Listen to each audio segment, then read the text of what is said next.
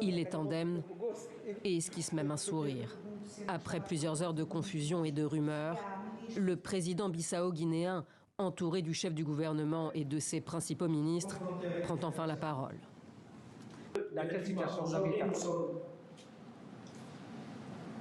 confronté avec l'immigration? J'étais en plein conseil des ministres. Tous les membres du Parlement, y compris les premiers ministres, nous sommes attaqués avec des armements très lourds, 5 heures de temps.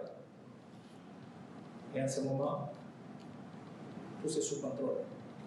Début d'après-midi, des tirs de bazooka et de mitraillettes retentissent dans la capitale. C'est la panique.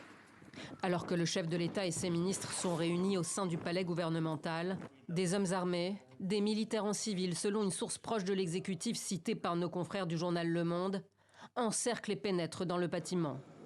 Les hommes chargés de la sécurité du président, l'armée loyaliste et des commandos de gendarmerie lancent une contre-offensive. Umaro Sissoko Embalo et son équipe sont libérés. Selon le chef de l'État, un ancien général arrivé en 2020 à la tête du pays, les affrontements ont fait plusieurs morts.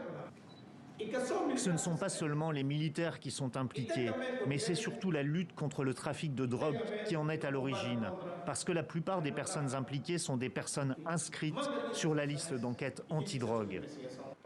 La corruption est endémique en Guinée-Bissau, connue aussi pour être une plaque tournante du trafic de drogue. Mais des zones d'ombre demeurent. Quant à l'identité des assaillants et leur motivation, l'attaque intervient en plein remaniement ministériel qui fait polémique au sein de la classe politique. Depuis son indépendance, le pays est secoué par des putschs et des tentatives de coup d'État.